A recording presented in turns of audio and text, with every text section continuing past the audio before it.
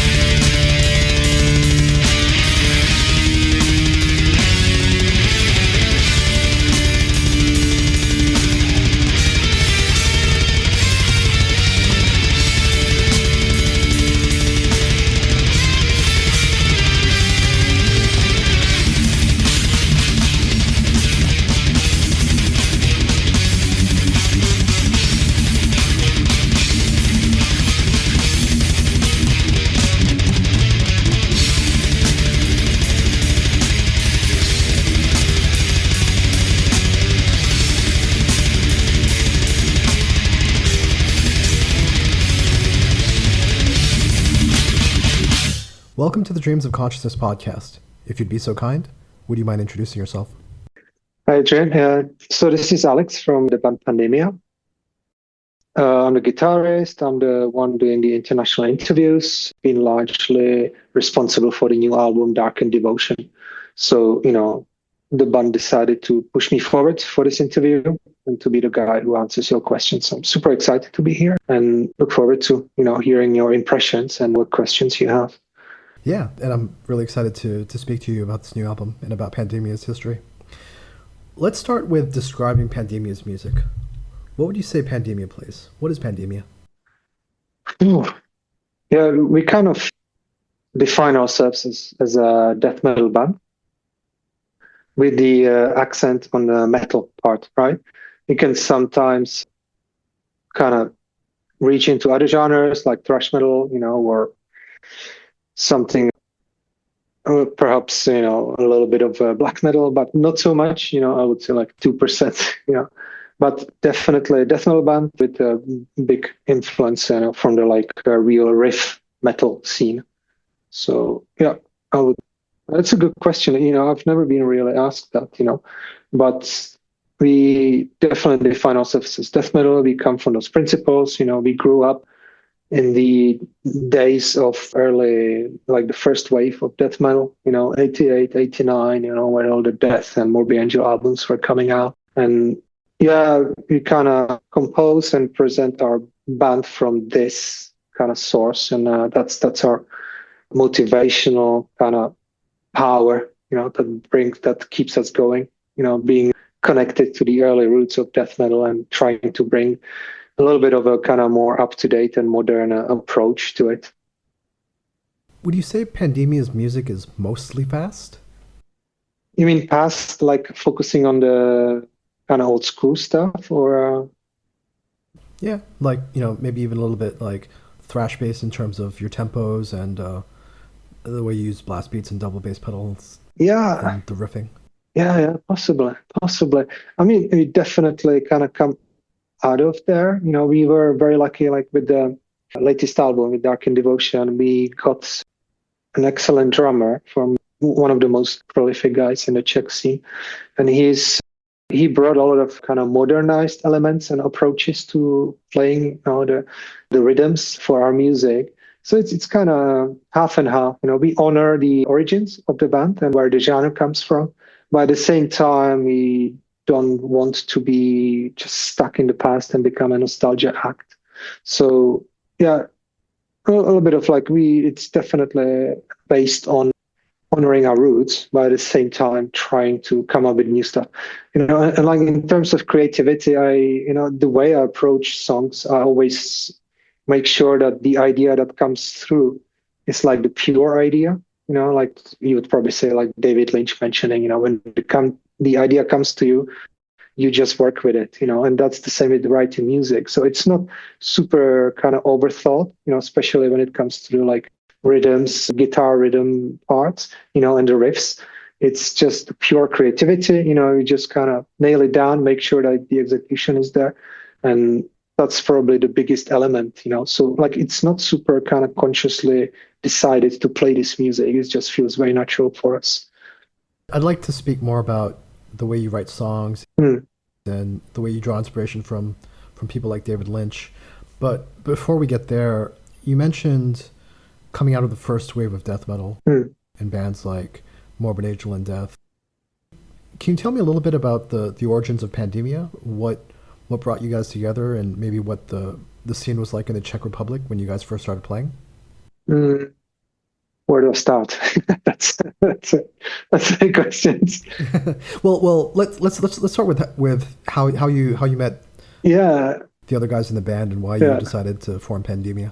Yeah, like the core of the band formed already when we were going to the elementary school. Like the 6th, 7th grade. We were just little kids. And my older brother was like he brought the music into the house. He's just started bringing in tapes.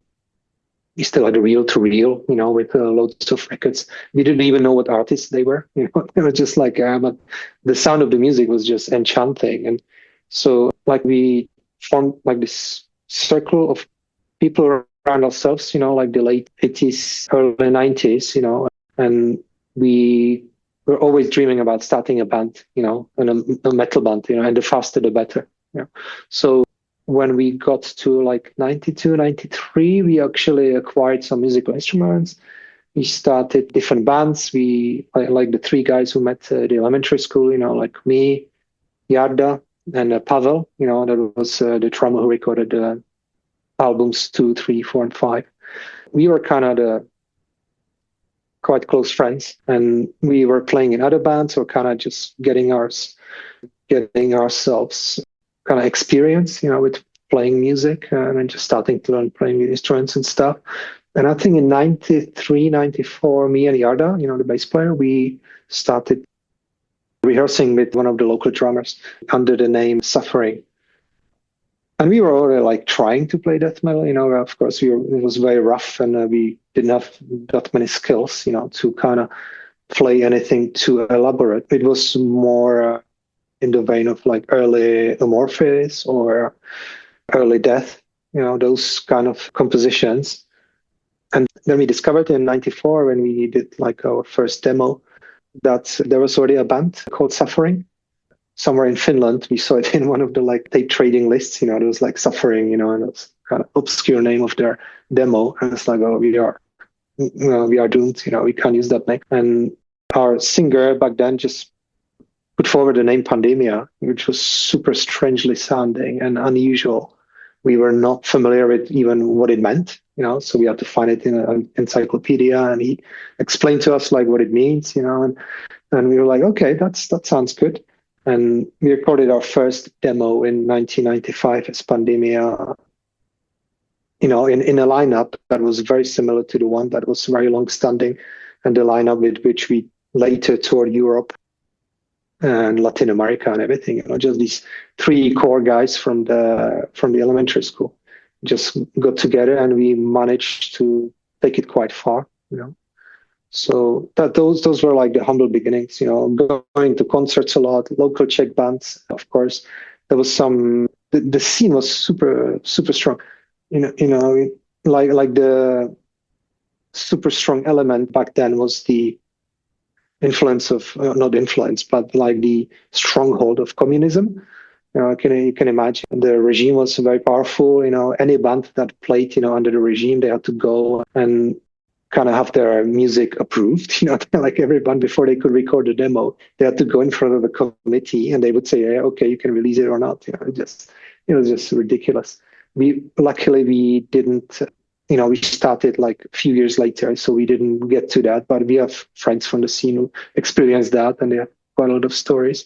So when we started playing, it was after the fall of communism, and there was a huge enthusiasm. Imagine like the bubble kind of burst, right? All the bands that were kept under the radar, were kind of unleashed onto the scene, and there was a lot of huge concerts, just local bands playing for hundreds of people, and it was just beautiful, wonderful energy, and we were kind of feeding off of that as well.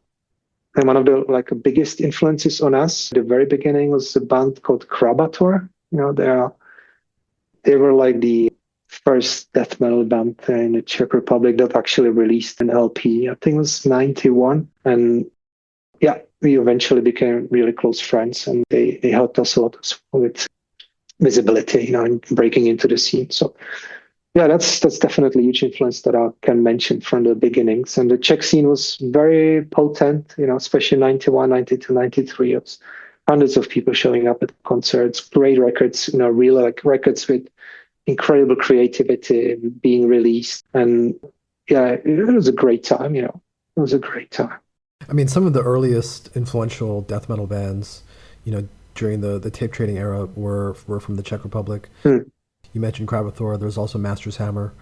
Did you grow up being able to hear those guys, or maybe see those guys play? Eventually, yeah. I think you were still very young, I guess, the end of 80s, we were we were 13, 14 years old. So it was hard to go to gigs. But yeah, we've seen Krabator eventually, of course, that was more later, like 93, 94, when we started attending their concerts. Master's Hammer, they were super kind of mystical, under the radar, hidden band. They just played a couple of shows. We unfortunately didn't get to see them, but we had all the demos. We had the tape trading. It was just so alive. We were getting all the demos that were coming out of that scene. We had it all. Root, Master's Hammer, Cryptor, Krabator you mentioned. There was a really, really good band called the Dark. They also did an album called Sex and Death. And it was so advanced and so well sounding, and the compositions were incredible. Great guitar leads. Yeah. They eventually kind of changed style, and they started playing more industrial metal. But that was an incredible band. And those more bands like Tortura. Yeah, I think those are like the main ones I would mention from those days. Root, of course. I don't know if you've heard of Root. Did you ever get? Yeah, I think somebody sent me the album. Yeah. Try the album Temple in the Underworld. Unbelievable. Absolutely unbelievable. It's like Bathory on steroids. It's just beautiful. They recorded in some huge studio. They had a great production. The compositions were just out of this world. Super mystical, dreamy, and inspired. Yeah. But yeah, that was also a huge influence on early days. Yeah. Yeah. It's interesting because I'm based in Southeast Asia, and I grew up here. And we had a similar, there's still some communist regimes here, like Vietnam, and I know people who've played shows in Vietnam, and it's still very much like what you're describing. Like, people have to audition for the government. Yeah. Like, there's somebody from the Ministry of Culture or something who listens to them play, and then they have to decide whether or not they're actually going to let them tour the country. It's ridiculous, right? Yeah. Yeah. I also remember I was living in the Philippines in the 80s, and when the Marcos regime fell, originally a lot of this music was banned in Asia. Mm, Heavy metal. Heavy metal was banned in a lot of countries. And then, once some of these old dictators were removed from power, you started to see a lot more Western music coming in. And that's when, like, our scenes here started exploding. So it would have been around the same time as what mm, you're talking about, late 80s, and with like the tape trading and stuff like that, mm. people were discovering music from other parts of the world. That was so interesting. Yeah. I didn't know like about the kind of journey on of the Southeast Asia. That would be interesting to research that a little bit. Yeah. But thanks for sharing that. Yeah, it's cool. Going into that first album, spreading the message, you had already kind of gravitated towards this very technical, fast death thrash style. Hmm. When did you guys start to write songs in that way? Well, such a good question, man. Yeah, I'm really humbled, that you kind of recognize that. And yeah, yeah, that was a big shift in our kind of approach to what we wanted to play. Like the first demo was more like was come out in '95. That was more like almost Sepultura influenced metal. There wasn't that much death in it. It was a little bit more groovy. Then the second demo, Dance in Vicious Circle, that came out in '97. That was death metal, kind of slowish. A lot of like like slower tempo double kicks, but there were double kicks, so that was getting into a little bit more intense direction. We started singing and not singing, screaming in English, on the second demo. And then we got picked up by Krabator. I don't know what they liked about us, but somehow we clicked. We were super kind of committed, to metal and playing and whatever. And they really liked it about us. And even though we were still quite juvenile and perhaps not so ready, for like the bigger world of touring, they picked us up and they started pushing us. They liked hanging out with us. So whenever they did some kind of shorter tour or when they played a bigger concert, they tried to bring us over to play with them as well. So which we are super grateful for that, And we did a mini tour with Pravator and Vader, So you can imagine what happened, spending like 10 days touring Czech and Slovak republics with Vader, after the Profundis, it's just like you could not get not influenced. It just went through us completely to the very kind of core, of who we were. Those guys were just on fire. It was beautiful, beautiful. That lineup, always like cherished it, that, we got to see them, and play with them. So that had a major influence. We were also like, Covenant came out, Morbid Angel, Malevolent Creation did Eternal, there was more blast beats in the scene. It became a little bit more kind of, what to say, like more rhythmically diverse in the death metal and much faster. And we were still had that kind of inner drive to play faster and faster. So that was the kind of breaking point. And the after the tour with Vader, we kind of separated with our drummer, the guy we worked with since the school days. And we found like super enthusiastic guy, from another part of the country, but his name was Tom, and he was super into like Vader and this kind of music, and he really pushed for playing more blast beats and everything. And we were also like after the tour, we were so into it. So the music kind of started shifting towards that style, and we did a third demo in 1998 called "The Message from the Death Metal Empire." And that was very much like kind of this Vader rush kind of riffs with Vader kind of style drumming on top of it. And that was pretty cool, and that's when the switch change happened. And we kind of carried on in that vein on the first album, spreading the message, I must like kind of make a disclaimer that we are fully aware that, right now probably the album sounds a little bit all over the place. We had the passion, but we didn't have the tightness or the kind of, experience on the instruments to pull it off.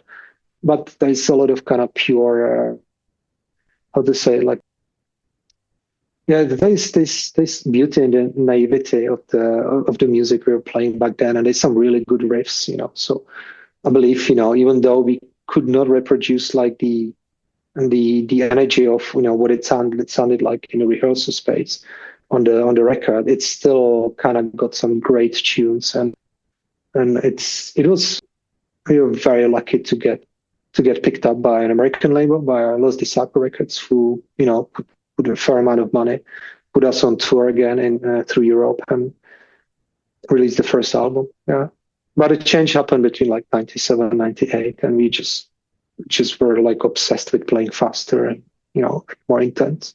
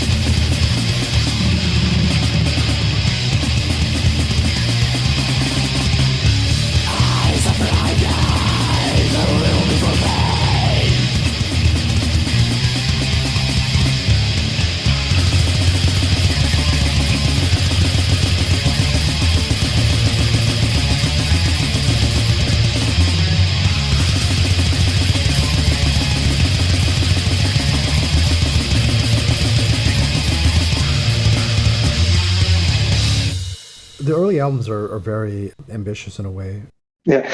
in the way that you play guitar. Were you really trying to challenge yourself and write as technical as you could? Yeah, yeah, exactly. We just went wild, we just didn't hold back. And we didn't practice much. We were just kind of rehearse a lot, and we took a lot of pictures, And maybe our rehearsals were mainly for composing music. We didn't really, we were not worried about, whether we can play this kind of music or not. We were just there to kind of express it. And yeah, most of the songs were created in rehearsal room, and it was challenging. We just went for it. There was not much kind of deeper analysis. You just, you're young. You just wanna go for it, and you have the energy. So we were doing that. Yeah, but there's a little bit of like remorse from my side. I could have sat down sometimes and practiced a little bit, rather than just leaning onto the, like the raw kind of inspiration and energy part, to pull it off. But it's okay. It came later. I think we used the first album as kind of stepping stone, to learn what it's like to record around 9 songs, I believe, in one go, and how, to go through the promotion cycle and everything. And yeah, it was a great experience. Yeah. How do you feel about that album now? Because, I listen to a lot of bands who are doing Hmm. like a retro revival kind of Hmm. old school death thrash style. And honestly, like none of it is as ambitious or as technical as what you guys were doing Cool. 20 years ago. Do you know what I mean? Cool. Yeah, that sounds great. Yeah, it's like I say, like the riffs, and the songs are super. Like there's some really cool stuff there. Absolutely, and the sound is good. Sound is pretty decent. Considering we were just like first time in the studio doing it full length, and I love some of the passages and some of the parts. I'm actually just for my kind of own satisfaction, I'm re-recording the whole album. On my in my Logic Pro on my Mac, and I'm rediscovering the album kind of afresh, and I'm just blown away of some of the riffs are so good. I'm like, I wish we could go back in time and record it. With what we do now. It's just yeah, well, it was pretty vicious. Yeah, it was pretty vicious, and there was some kind of even though we were firmly rooted in this kind of thrashy Vader death metal style, there's some original parts as well. We didn't let that we didn't feel the constraints of just kind of copying Vader at any cost. We also did some a little bit different stuff in there, which I'm very happy about. It's a good album. It's a good album. Are you the main songwriter for the band?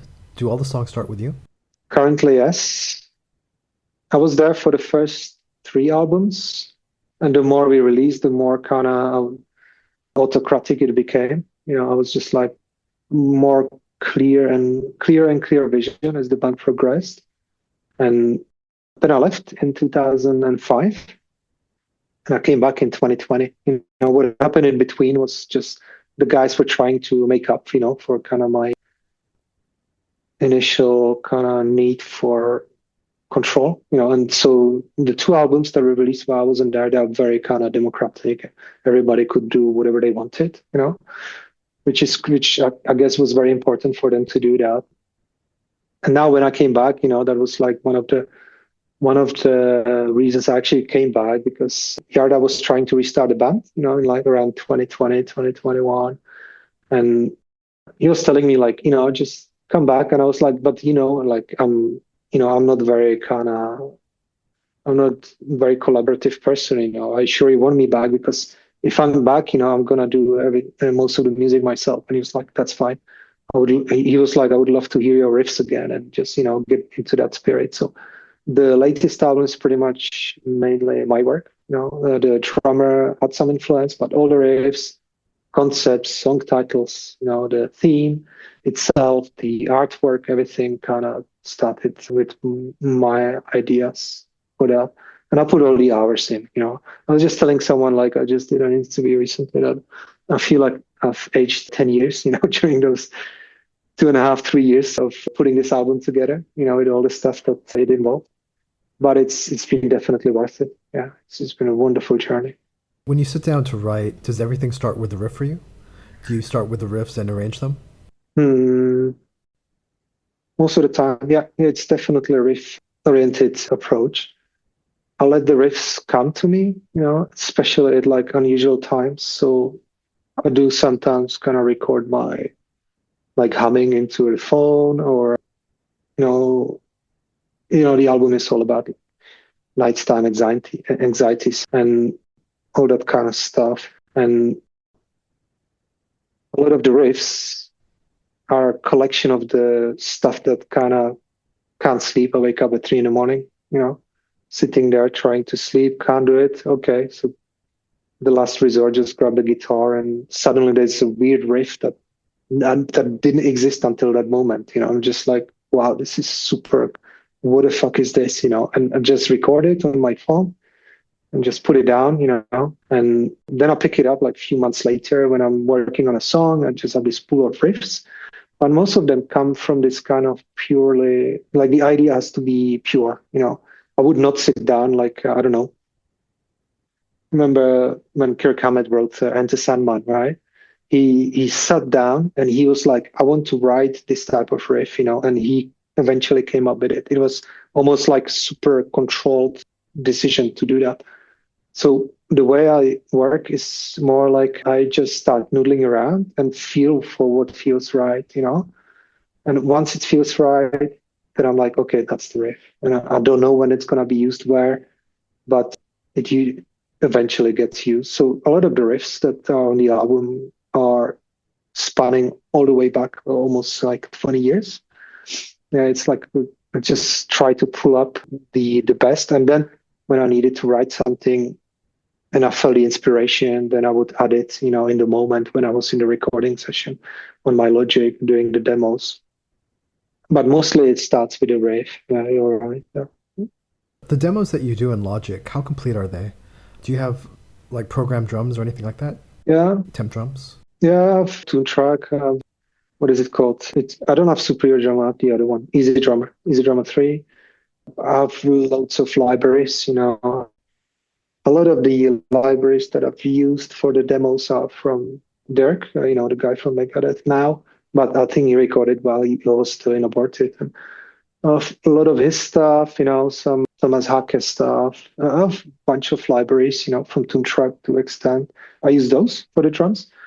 And there's usually two guitars. Sometimes there's bass, and there's some idea for the vocals will go. But the demos are pretty kind of listenable and usable. The sound is pretty decent. But when we record an album, there's usually 4 guitars, and there's a little bit more kind of atmospheric layers happening. But on the demos, it's just like right, left, and yeah. But the 2 guitars, most of the time, they don't play the same. There's always a little bit of a difference. Instead of playing a power chord, I would just play like one note on left and the other note on the right. And it just sounds like a power chord when put together, but it has something strange. So yeah, that's definitely the stereo. It's not just the mono riff going in. And so there's a little bit of atmosphere, which is a little bit more difficult to replicate when playing live, but it can be done. That's interesting. Mm. So the album that you just released is called Darkened Devotion, and it was released very recently by Hammerheart Records. We spoke in depth about how you came back to the band and the ideas, the writing for this album. Did you feel with the last 2 albums, which you weren't involved with, which were in a different style than I think what the Pandemia that you wrote for, did you feel like this album is a return to the original sound of Pandemia, like that very, very technical, very thrashy, old school style? I hope so. Yeah, I hope like that's. Yeah, I was missing a little bit of that songwriting style on the albums. I didn't really listen to them that much. I don't think I've heard them in complete. The 2 albums that the guys did. I really appreciate that they kept the name running, and they recorded with some incredible producers. But like what I'm doing is slightly different, in the composition and the way like things are counted. It's not very kind of it's not so much in your face when you listen to the album, but there's a lot of like kind of weird changes, like. I don't always just do like 4/4/4. There's just a beat missing here, or there's something there, and I love that kind of style, and so that's definitely back in there. I did a lot of that on the Riven album, on the 3rd album, and the chords, are different, just because I don't want to just play like regular metal, meat and potato metal with power chords. I use a lot of different chords, keeping the root notes, but just kind of move it around just for a little bit more texture. So that's back. And yeah, like I say, the riffs, they don't come from a rehearsal space. They come from, I don't know, somewhere out there, So that's probably the main difference. Yeah. Did you also come up with the themes and the concept of the album? Yeah, I had it in my head for a while. We were I believe I had it before Gene Theater, on the latest album. Okay. Yeah, I believe I put my hand up and I just say, hey, they just stole it from us. But of course, it's very similar to what they described. It's just all about this like stuff that happens at night, and it's very hard to control. But in our kind of approach, it's not that there can be stuff that's in dreams, that can happen to you. like some recurring themes, like, I don't know, sleep paralysis or drowning in water, or kind of fear of heights, whatever. Then there's another aspect, like what we explore on the nightmare paradox, where you kind of can't sleep, and you have terrible, but you just kind of rise up to the challenge, and decide to do something with it, not just being the victim, and you eventually find a way to use these moments for creativity or for kind of, showing just not being a victim, of your nighttime anxieties. So it was the whole album was like, why don't we just do an album about one concept rather than just having multiple lyrics that are kind of disjointed. So yeah, that was the idea I had. I presented it, as the guys were okay with it. And then our singer, he also wrote a bunch of lyrics based on these themes that we worked on together, which was pretty cool. Yeah. And I like that finally we have something that's a bit more cohesive, There's some kind of, you have the album cover with this guy kind of going into the night, hunting his demons rather than, being the one that's being hunted, So that's, there was a whole concept around it. And so far, I'm really kind of very happy with the way it turned out. And I think you mentioned that you also suffer from sleep disorders. Yeah. As do I. I suffer from pretty bad insomnia. Yeah. Was this cathartic for you to work through these themes? Not yet. Not yet. Okay. Still waiting for the moment. I was like, what the fuck? I wrote an album, It's just like, what else was supposed to I was starting hoping for a little bit more resolve, when the album comes out.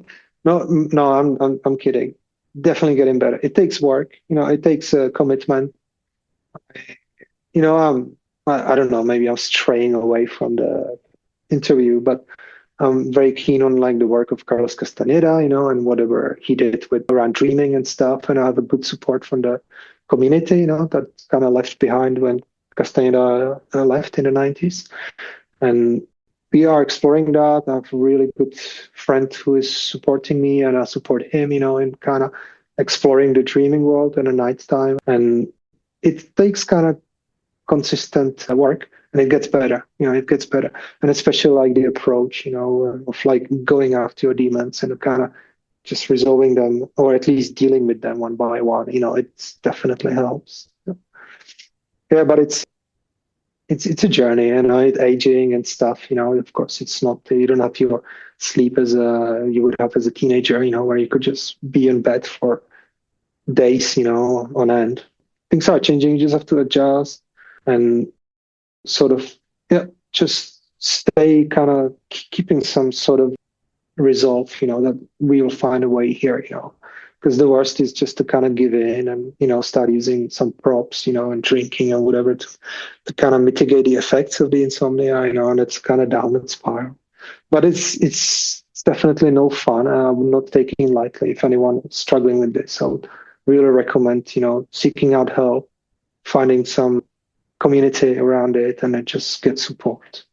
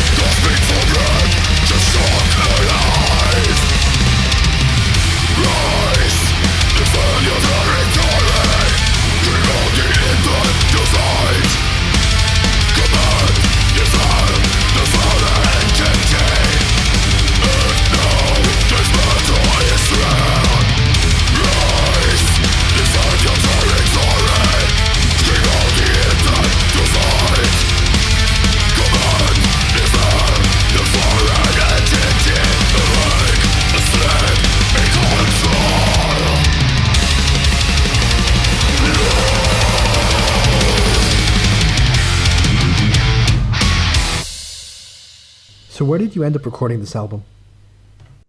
Yeah, we had a bunch of locations. We wanted to do the drums in a room with a good acoustics. So we chose one of the really good studios in Czech, the Barn, with the producer Dan Frimo. So we went there, recorded drums over 3 days.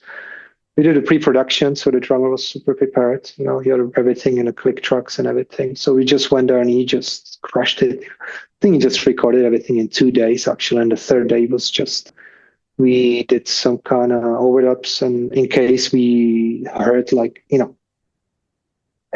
stick hitting a rim of a tom or whatever. But otherwise, he just really went for it. And that was done in pretty much 2 days in incredible kind of precision.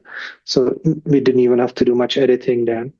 So that was the drums. Once we had the drums, then we went into my kind of home studio and I started recording guitars over the drums, like the DI signal and with my tones that are considered kind of fitting.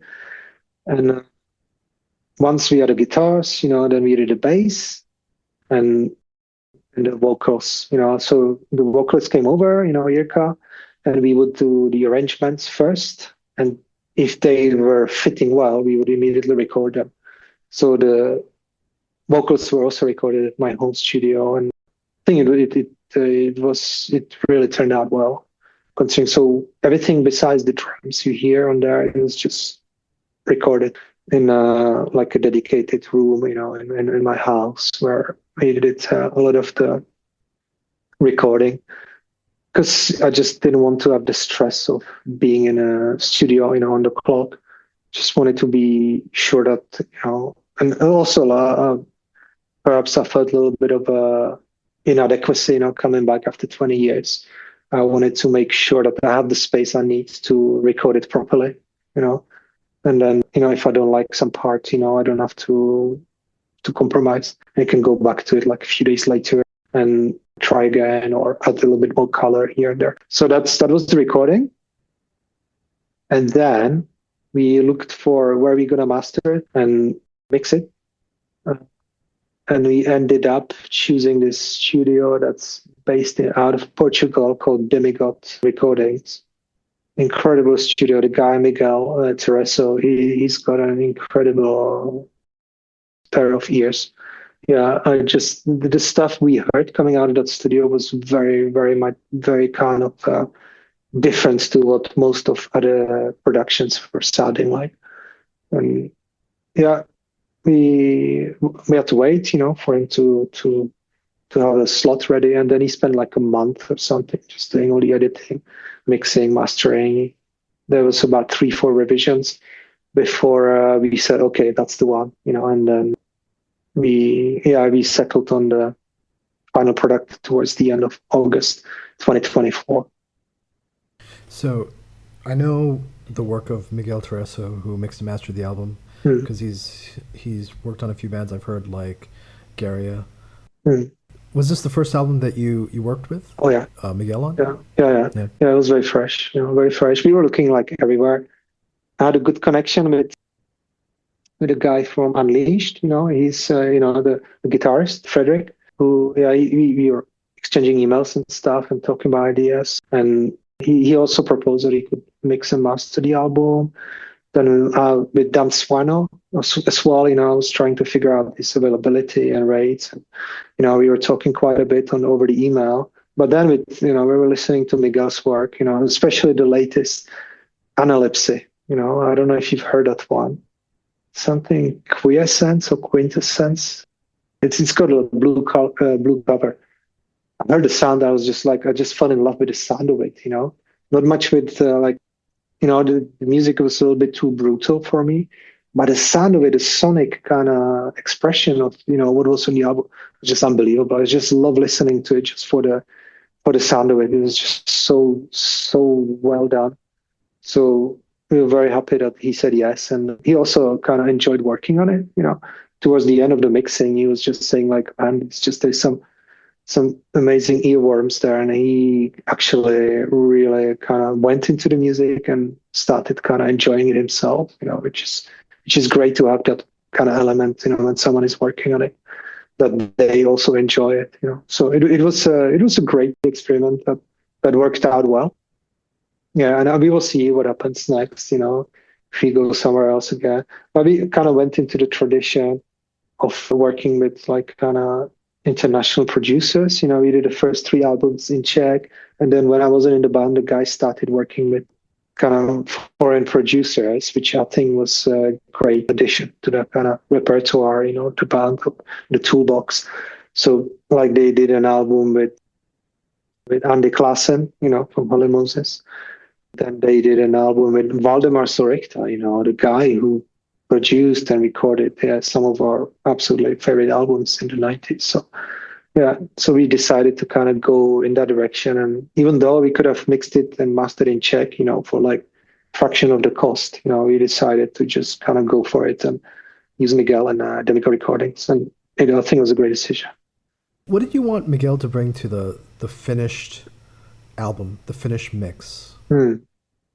Yeah, it's really like the kind of intensity and the clarity of the sound.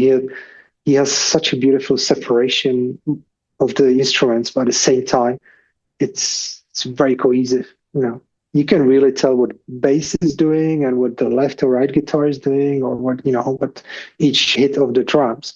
But at the same time, it's massive. It's a wall of sound. So I think that was what we were aiming for. And a little bit of modernity, we didn't want to have like a legacy sound, which is becoming also kind of very common on the metal scene. We were more like aiming like, okay, our music is kind of rooted in the old school. Let's try and make the sound a little bit more modern. Yeah, just having the loudness levels and like the intensity of what is expected of more modern productions. I think it's a great mix, and that's maybe something that's making us a little bit more unique, so we're not kind of just modern or just old school, kind of mixing it up in the production. And I think Miguel has a good approach to this. He is very meticulous. You would hear things, in the guitars and the editing that I would never notice. So he was very kind of essential for the mixing process for us. He's a big part of how the album turned out. If you hear the demos, you can definitely tell. He elevated it like 2-3 levels up. Yeah. So good he is. Yeah. So this is backtracking a little bit, but you mentioned that your drummer Jakub is a new addition to the band. I think this is his first album with the band, right? Yeah, correct. Do you want to say a little bit how you met Jakub and how he ended up joining Pandemia? Yeah, it's not a funny story, I'm just like, I'm just very happy, that he's in the band. It just gives me joy. Yeah, he was introduced by a mutual friend of ours. There's a drummer in the band called Coward. Old friends. We pretty much started playing at the same time and went through a lot together.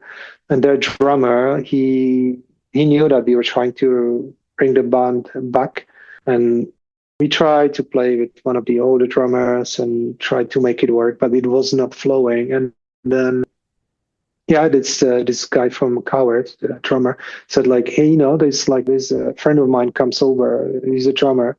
He loves this kind of fast music. He's very busy. He already plays in like 6 bands. But why don't you give him a call and see, if you could work something out? It's like, okay.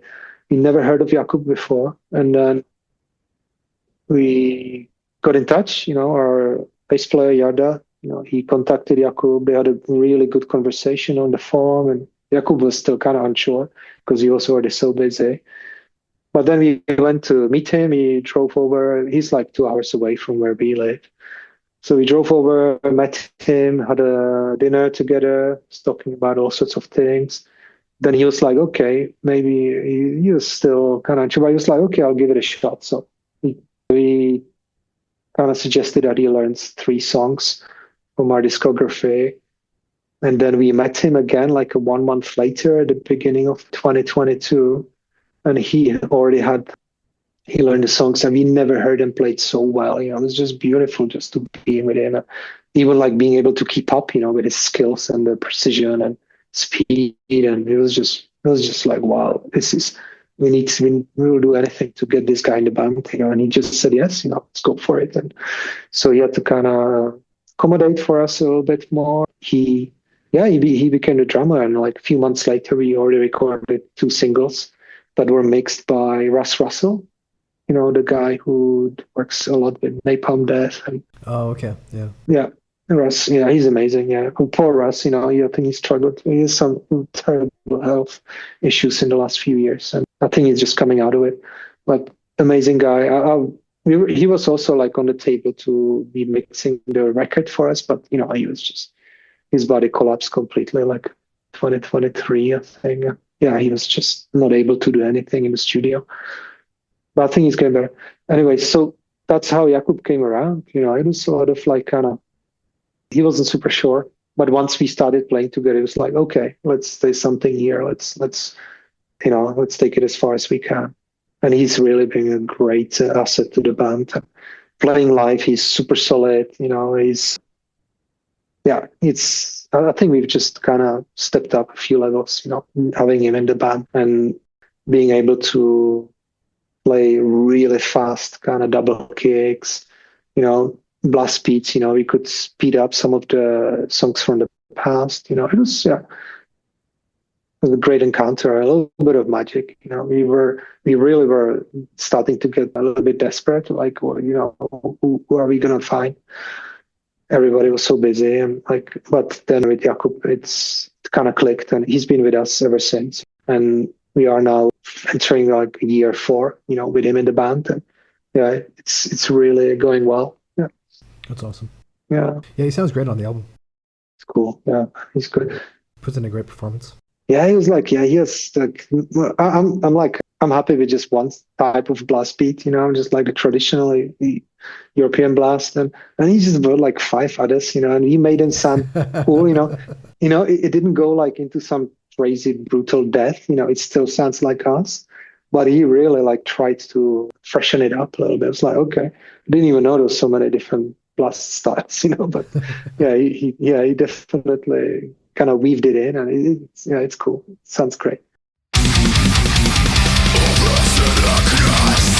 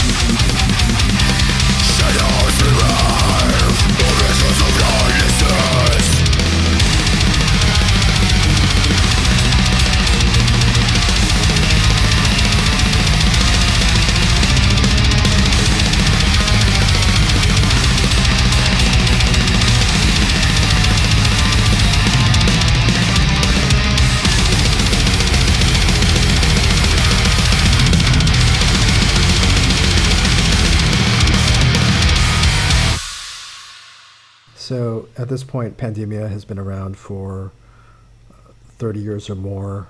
Hmm. Is is there anything you still want to do with this band, either musically or in terms of touring Hmm. or anything else? Yeah, it's a good question. I think like musically, I think we are good. I don't like personally. I think maybe you guys might have still some dreams, but I think this the Darkened Devotion could be the ultimate Pandemia album. So musically, super happy. Whatever happens in the future, if there is a need for another album, we will see how that's gonna work. In terms of like, I would love the band to be a little bit more recognized internationally. Which is slowly happening. We are getting back. We are getting back to like the being in the press and doing interviews again. Thanks to guys like you, and it's something that was a little bit missing. And just want to bring the band, to the international stage. I think when I was kind of out of the band and guys were, I think they started focusing a little bit too much on the Czech Republic, and the kind of Central Europe. And I would love for us to kind of break out of it, be able to play some good festivals somewhere in Western Europe, maybe America, wherever, where we get the invitation, maybe return to Latin America, where we toured extensively. We played 60 concerts there in the past. It's just ridiculous what we did there. Maybe some of that, but yeah, just staying humble, staying relevant on the scene, and keep spreading like the energy of the original death metal. Just keep bringing it to people, and at the same time, not burning out. Not just like overdoing it, and just like so, just in a way that's healthy, keeping the band growing. And now with Hammerheart, I think that's just I don't know what's how the stars have aligned. That they kind of took to us, but I fell in love with the album when we sent it over to them, and they're doing such a great job. We have distribution everywhere now, like through they work very closely with Napalm Records, so we have the Napalm distribution for the album. So anyone anywhere can get it through there. It's just it's a dream come true. So just keep kind of doing the good work, and just making sure that the investment that Hammer had made into us, we need to kind of I still feel like we need to prove to them that it was definitely worth it for them. That we are the band that fits well within their roster, and we're gonna make it work for them. So that's how I feel about it. Maybe if you ask the other guys, they might have some other kind of priorities, which is cool. This is just how I see it. A little bit more international exposure, playing some cool fests, maybe do some tour here and there. But yeah, like musically, I'm very satisfied at the moment. There isn't much left unsaid, from in terms of recordings and stuff. So as we're having this conversation, festival season is underway. Do you guys have anything booked or anything planned for the rest of the summer? Yeah, Maybe later in the year? yeah. I think the summer we kind of, we came a little bit too late into it with the album. The album just came out last week, and the promoters need to hear that, right? So we did not get into any of the like kind of bigger festivals. We are playing some really cool ones in Czech in June. We are playing the Czech Death Fest. We are playing just like 2 slots before I Am Morbid, before the David Vincent and Pete's Sandoval's version of Morbid Angel. So that's super exciting. We are playing the Apocalyptic Form of Death Festival, which is one of the really bigger, kind of cool Czech underground fests. And then, this summer, we're still leaving it open. We haven't got anything confirmed. And then in October, we gonna kick off like the 30 years of Pandemia celebration in our hometown gig. And we have a special guest, the Swiss band called Messiah. Oh, wow. They are one of the godfathers of thrash death metal. I think to me, like they almost released their first European death metal album, like in '86 into Abermelin. To me, that's death metal, and they kind of Yarda, our bass player, give credit to him. He kept he kept chasing them and chasing them until they said yes. So they're gonna play our 30th anniversary. They're gonna do like 40th anniversary, maybe 45 for them already. Gig, in our hometown in October, and everybody's invited who's in the vicinity of, Czech Republic, because that's gonna be huge, and we are super excited about it. And we are working on some mini tours. We have a booking agent as well, Nick Grima, who is scouting, the landscape for us. But it was important for us to get the album out, and we will see, with the impact of it. I'm sure like the promoters will start picking up, but it's super complex situation out there. Everybody's scraping for concerts and festival slots, and a lot of money is being paid by bands just to play somewhere. It's just we want to do it more organically and get booked, because someone wants to have us there. So we will be patient and it will come. Well, I can see like the 2026, there's definitely going to be more festivals with our presence. Very cool. So, Darkened Devotion is out now through Hammerheart Records. Mm-hmm. Alex, please tell everyone how they can order the album. What's the best way to get it? Online, definitely online. Check out the Hammerheart store, check out Napalm Records distribution network. They all have it. You can simply Googling Pandemia Darkened Devotion will give you a plethora of options, where to find the album. It came out as a digipack and 2 different colors of vinyl, which is amazing. And yeah, I think if you come to our gigs, of course, you can get your merch signed and, you can get shirts and stuff. So that's another way of getting to our stuff, just attending our concerts. And we also have a web shop on our own website, pandemia-deathmetal.cz. There's a shop where you can order stuff and support the band directly. So that's also a recommended way. If you live in the region where we can ship to, we are super happy to just send our stuff over and just throw in a bunch of goodies for you guys. That's where you can find the album. Definitely, just simple Google search will. There's so many results now. It's just unbelievable how well indexed it is and how the Napalm Records distribution network is set in the world. It's just everywhere. That's awesome. The 2 vinyl versions that Hammerheart put out, I believe one is a gold splatter and the other is a blue. Yeah, correct. Yeah, that's really cool looking. Yeah, we put like an unboxing video on our YouTube channel. So if anyone wants to see, how the physical records look and what's actually in the, what is the content, of each record, then definitely you can see it there. And does all your merch go through your Bandcamp page, or do you have another merch shop? Oh, our Bandcamp is I don't think we have anything there, actually.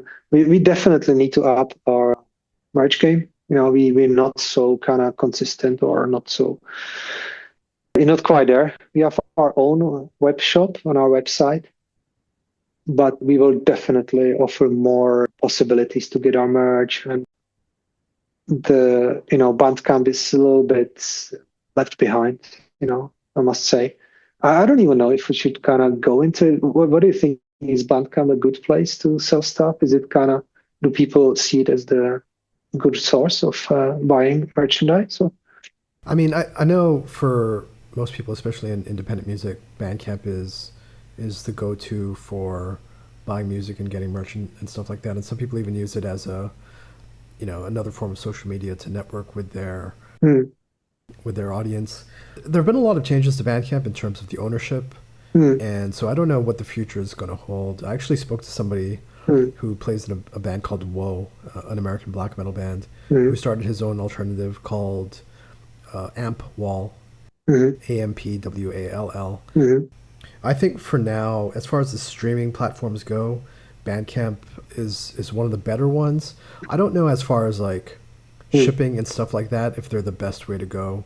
I think they're probably cheaper or more efficient ways of buying physical media than Bandcamp. Yeah, I think like I did some experiments with Bandcamp, but like the commission they take was a little bit too high. you know. Yeah. So we decided to do it through our own website. With, there's no commission, and and it's just all goes directly to the band. But I just don't know about the kind of how much reach we gain. Maybe Bandcamp would give us a little bit more exposure. We'll explore that. If anyone has any idea, if anyone out there wants to kind of propose a solution, then I'm definitely gonna listen and find out, what we can do. But maybe you can just, sell some shirts through Hammerheart stores. Well, I can speak to the guys at Hammerheart. Be another kind of outlet for accessing our merchandise. Yeah. If people want to follow you guys and get updates on tours and festival appearances, what's the best way to do that? You mentioned your website. Yeah, definitely website would be like the source number one, it's the proper way of showcasing what we do. It's being kept up to date, so that's cool. That's pandemia-deathmetal.cz? Yeah, exactly. We have Facebook, of course, Pandemia. I don't know what the kind of moniker is. It's just, you will find it. You will see our faces there. Facebook, Instagram, what is the other stuff?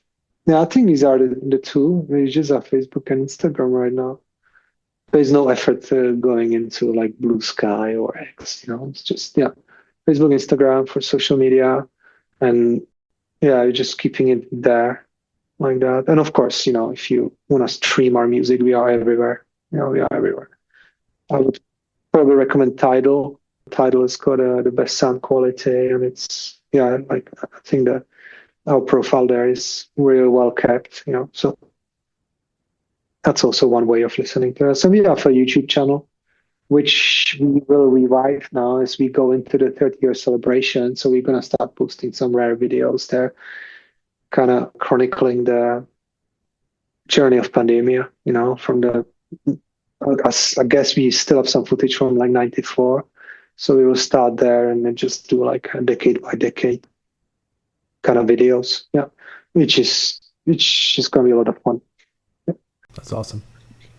Alex, you've been very generous with your time, but do you want to say anything else? Jim, I think I'm good. I think that's enough of me rabbiting on, about my inner world and then Pandemia. I'm super grateful for your support here. I'm happy for anyone who wants to reach out, and needs anything about the band. Please get in touch. We're really kind of passionate about death metal and about the music, and hopefully we'll make it to Southeast Asia one day, to play a bunch of shows or, just do some promo tour or something. So that would be amazing. So I would really love to learn more about local scenes, especially the beginnings, when you mentioned like the parallel between where we come from, how you guys were restricted as well, in a similar time. That's really something that got me going.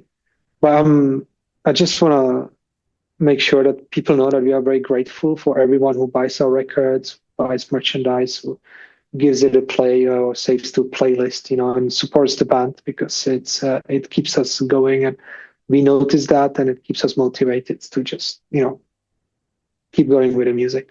And we just recommend to everyone to keep supporting real metal and just stay, keep enjoying this beautiful form of art that's never gonna go away, and that's such a strong underground presence that it's just a beautiful expression of art, through death metal. Very cool. Yeah. Thanks, Alex. Thank you very much, Jim. Yeah. Have a good day. Is it day? No, it's night for you. Like, holy shit, it must be really late for you. It's 7 in the afternoon here, in the evening. What time is it for you? Where are you? It's 1 a.m., but that's okay. I've got bad Holy insomnia shit, anyways, I'm so sorry. So sorry.